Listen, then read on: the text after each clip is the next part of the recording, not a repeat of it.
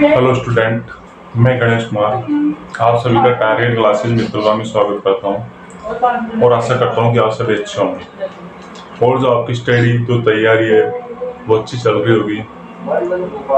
और हम आज जो अपना जो अगला सेशन होने वाला है, जो अपना सेशन होगा वो होगा आज 10th की मैथ, तो 10वीं क्लास की मैथ है, 10th की मैथ।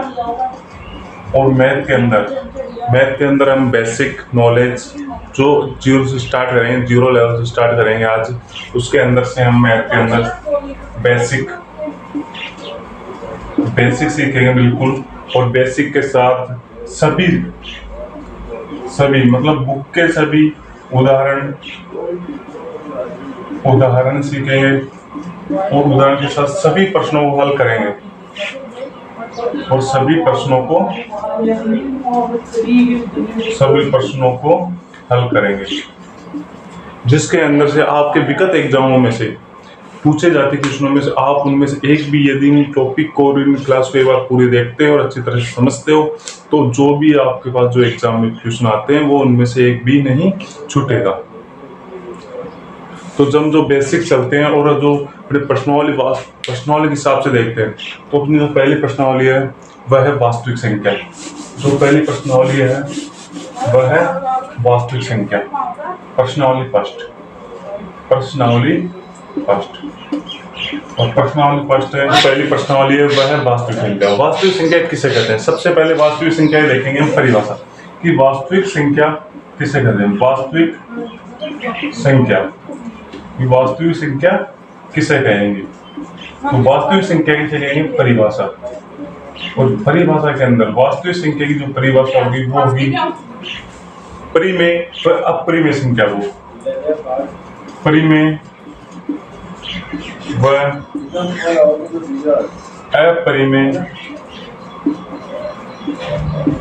अपरिमेय संख्या को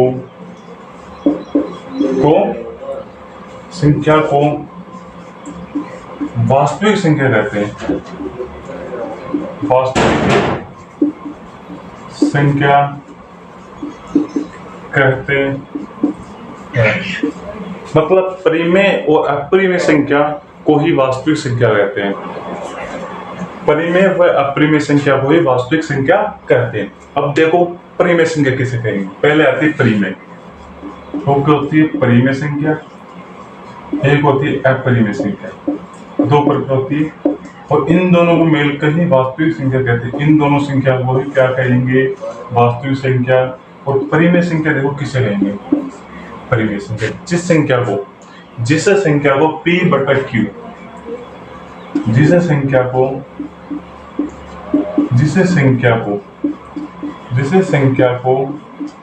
P बटा Q के रूप में लिखा जाता है, लिखा जाता है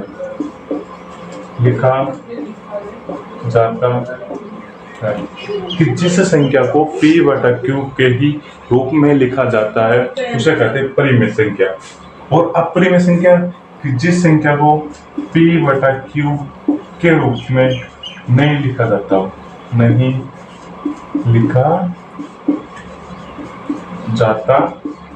ये होती है अपरिमेय संख्या। जो हमारे प्रश्नावली वास्तविक संख्या किसे कहेंगे? परिमेय और अपरिमेय संख्या को ही वास्तविक संख्या कहते हैं। जिसमें परिमेय संख्या जिसे कहेंगे जिसको P बटा Q के रूप में लिखा जाता हो, अर्थात अंश व हर में लिखा जाता हो। अपरिमेय संख्या वह संख्या जिसे P बटा Q के रूप में नहीं लिखा जाता है, वह अपरिमेय संख्या होती है। आई होप, मैं आशा करता हूँ कि आपको ये समझ में आ गई होगी परिमेय और अपरिमेय संख्या। इससे अगली जो संख्या होगी हमारी वो होगी पूर्ण संख्या। पूर्ण संख्या उसे कहेंगे जो संख्या 1 से प्रारंभ होकर अनंत तक चलती है, मतलब 1 2 3 4 इससे कई संख्या चलती है और अनंत तक चलती है, वह संख्या होती है पूर्ण संख्या। पूर्ण संख्या उसे कहेंगे जो 1 से प्रारंभ होकर अनंत तक चलती है, पूर्ण संख्या कहलाती है।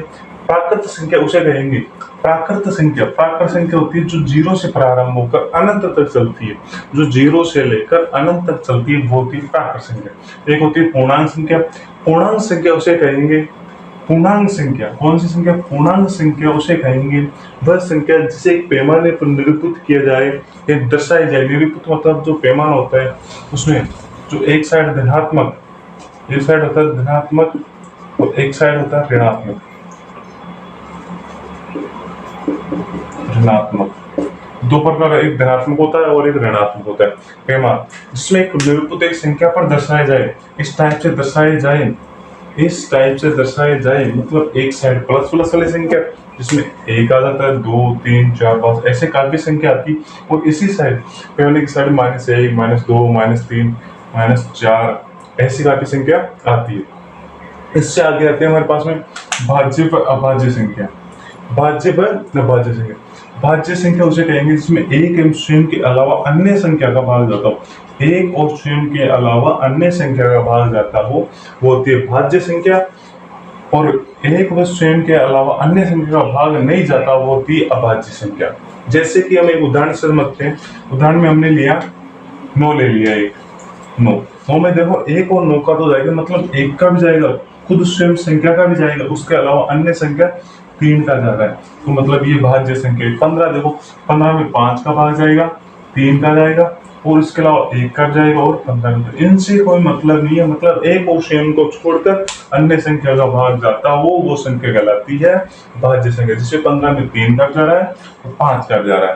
क्या कहते हो? अभाज्य संख्या एक व स्वयं का भाग नहीं जाता है, इसमें एक और स्वयं का भाग जाता है, जिसमें केवल एक और स्वयं का ही भाग जाता हो उस संख्या को कहते हैं अभाज्य संख्या। अभाज्य संख्या के अंदर देखो, इसके अंदर 7, जैसे में संख्या लिख 7 उधर 7 में केवल 1 का भाग दे सकते हैं या फिर 7 का भाग दे सकते हैं, इसके अलावा कोई अन्य संख्या का भाग नहीं जाता हो, भाग नहीं जाता है, उसे कहते हैं अभाज्य संख्या। आपको भाज्य और अभाज्य संख्या, पूर्णांक, प्राकृत और पूर्ण संख्या अच्छी तरह समझ में आ गई होगी, तो हम एक बार भाज्य और अभाज्य के विस्तार से रूप लिख लेते हैं। तो देखो इसके अंदर पहले होगा भाज्य संख्या, भाज्य संख्या, और भाज्य संख्या उसे कहेंगे कि जिस संख्या में एक व स्वयं के अलावा अन्य संख्या का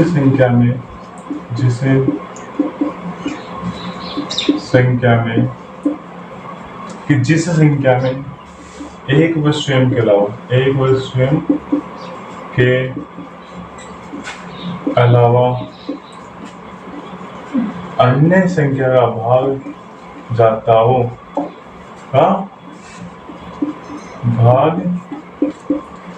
जाता हो, उसे भाज्य संख्या कहते हैं।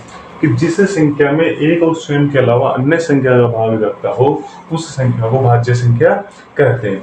जैसे कि उदाहरण से देखेंगे, एग्जाम्पल लेके देखेंगे, जैसे कि 15 में देखो 5 का भाग जाएगा और 3 का भी जाता है, इसके अलावा एक और 15 का तो जाएगा ही, क्योंकि एक और स्वयं के अलावा अन्य संख्या का भाग जा रहा है, इसलिए संख्या भाज्य संख्या। जैसे 21, जैसे 21 21 लेंगे, 21 में देखो 21 में 3 का भाग जा रहा है, उसके बाद 7 का भी जा रहा है और 1 का और 21 का तो जाएगा ही, तो ये संख्या तो देखना ही नहीं है। इसके अलावा कोई अन्य संख्या देखनी है जिस संख्या में भाग जाता हो।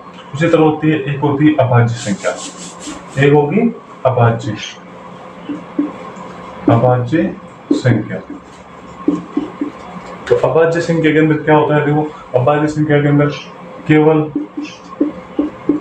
एक व स्वयं का भाग जाता है, केवल या तो 1 का जाएगा, खुद संख्या का ही भाग जाएगा, इससे के अलावा कोई संख्या भाग जाता ही नहीं। जैसे देखेंगे 7 लेके, 7 है, 7 में केवल 1 का भाग दे सकते हैं या फिर 7 का जा सकता है, इसके अलावा कोई संख्या का भाग नहीं जाता है। जैसे 11 में 1 का जाएगा या 7 का जाएगा। जैसे 13 17 ऐसी काफी संख्या होती है जो अभाज्य संख्या होती है। और अभाज्य संख्या के अंदर ही क्या होता है कि जिस संख्या में या तो 1 का जाएगा, खुद स्वयं संख्या का ही भाग जाएगा, वो होती है अभाज्य संख्या। ये हमारे जो वास्तविक संख्या के अंदर भाज्य अभाज्य संख्या, पूर्ण, पूर्णांक, परिमेय अपरिमेय संख्या और परिमेय अपरिमेय संख्या कोई संख्या के रूप को ही वास्तविक संख्या कहते हैं। वास्तविक संख्या का जो चैप्टर है वो देखते हैं चैप्टर को आगे, और इससे जो मैं उदाहरण हल करेंगे एक बार। देखो, हल करने से पहले हम इसके कुछ बेसिक और चीजें देख लेते हैं, जिसमें आता है HCF और LCF। HCF और एलसीएम। कि एचसीएफ और एलसीएम कैसे याद करें? अगर गुणनखंड सबको निकालना आता होगा, नहीं निकालना आता तो एक बार देखो गुणनखंड कैसे निकालते हैं। गुणनखंड मतलब कि बोल दे कि 32 का गुणनखंड होगा, 32 का गुणनखंड करो, 32 का गुणनखंड करो। तो 32 का गुणनखंड करने के लिए 32 में भाग देंगे, इसमें सबसे छोटी संख्या का भाग देना है कि सबसे छोटी कौन सी संख्या का भाग जाएगा, इसमें 2 का लेते हैं और 32 में देता है 16 का। मतलब 3 का 2 में एक बार, एक बचा 12 और 6, फिर 2, 16 में 8 बार, फिर 2 का 4 बार, फिर 2 बार और फिर 1 बार। ये देखो गुणनखंड विधि, ये होती है गुणनखंड विधि। अब देखो एचसीएफ और एलसीएम कैसे ज्ञात करते हैं। मतलब एक हुआ और आपको बोल दिया 32 हुआ, 32 हुआ, 32 हुआ, 72 का एलसीएम व एचसीएफ ज्ञात करो। और एलसीएम व एचसीएफ ज्ञात करो, इसके अंदर देखो पहले गुणनखंड निकालेंगे, जैसे 32 का गुणनखंड कर लिया उसी तरह 72 का गुणनखंड करेंगे। तो 72 का गुणनखंड में 2 का भाग देंगे, तो सबसे छोटा संख्या इसमें 2 का भाग जाता है, तो 2 का भाग साथ में देंगे 3 बार और 26 आ जाएगा। फिर 2 का देंगे 3 में 1 बार और 16 में 18 बार।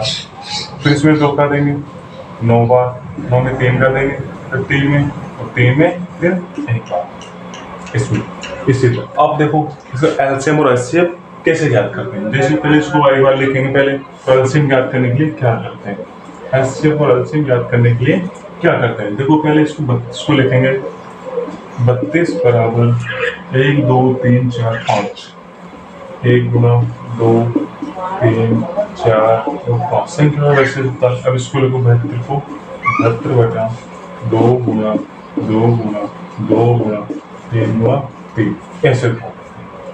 ये 32 गुणा पूरी 72। इसके बाद में देखो एलसीएम ज्ञात करेंगे, जो एलसीएम ज्ञात करेंगे, एलसीएम और एचसीएफ ज्ञात करेंगे। एलसीएम ज्ञात करने के लिए ऊपर वाली संख्या और नीचे वाली संख्या क्या होनी चाहिए, सेम होनी चाहिए। ऊपर वाली संख्या और नीचे वाली संख्या सेम होनी चाहिए। दोनों की संख्या सेम है बिल्कुल 3 बार। कितने जोड़ बढ़ रहे हैं, 1 जोड़ा, 2 का 1 जोड़ा, 2 जोड़ा और 3 जोड़ा। तीनों में से एचसीएफ ज्ञात करने के लिए इसमें करेंगे 2 गुना 2 गुना 2। मतलब इन तीनों जोड़ों में से 3 2 2 एक के साथ ले लिए और 2 दूनी 4 4 दूनी 8 होते हैं, 8 होते हैं। इसी तरह ये होता है। उसमें देखो एलसीएम ज्ञात करने के लिए क्या करने के लिए, एलसीएम ज्ञात करने के लिए, एलसीएम ज्ञात करने के लिए देखो इनमें से एक एक ले लेते हैं। एलसीएम ज्ञात करने के लिए अपने पास जो जोड़े बने, ये एक बार, ये एक बार और ये एक बार। मतलब इन दोनों में से फिर एक बार ले लिया, बचे ये 2 बार उतारे और 2 बार 3 गुना ये।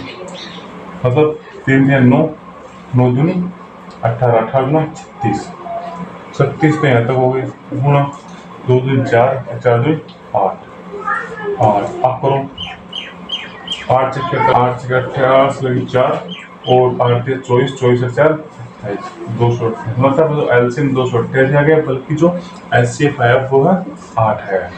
और एचसीएफ और एलसीएम ऐसे ज्ञात करते हैं। एक बार जो अगला टॉपिक लेते हैं वो टॉपिक एक और एलसीएम और एचसीएफ ज्ञात करते हैं, जिसके अंदर क्लियर हो जाएगा कि एचसीएफ और एलसीएम कैसे ज्ञात करते हैं।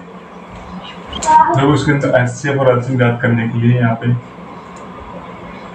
12 व 15 संख्या लेंगे। 12 और 15 का एलसीएम व एचसीएफ ज्ञात करना है, ठीक है। 12 का पहले गुणनखंड करो, 2 और 6, 2 3 और 3 और 1। उसी तरह 15 करो, 3 5 5 और 1, ठीक है। जिसमें एचसीएफ ज्ञात करने के लिए, एचसीएफ ज्ञात करने के लिए पहले देखो 2 2 और 3, 2 गुना 2 गुना और 3 और ऐसे कर लूँ, इसको लिख दूँ ऐसे 5 गुना 3। बात वही है, ऊपर नीचे संख्या हो जाती कोई, इसमें 2 संख्या सेम मिल रही है, 2 और 3 3 3 मिल रही है और एक जोड़ बढ़ रहा है इनमें से मैं एक संख्या ले लूंगा, वो हो जाएगा 3, तो HCF हो जाएगा 3। इनमें से एक संख्या ले लेंगे एलसीएम करने के लिए, इनमें से एक संख्या ले लें 3, 2 दूना 2 2 4 और 5, 4 में 20 और 20 में 3 करेंगे तो 60, ये 60 हुआ होगा एलसीएम। तो एलसीएम और HCF से ज्ञात करें, जैसे वास्तविक संख्या आपकी जो प्रश्नावली है उसके अंदर फर्स्ट क्वेश्चन HCF और एलसीएम का है, जो हम नेक्स्ट ज्ञात करेंगे और देखेंगे कि हमें क्या क्या पढ़ना है वास्तविक संख्या के अंदर और इसके अलावा। धन्यवाद।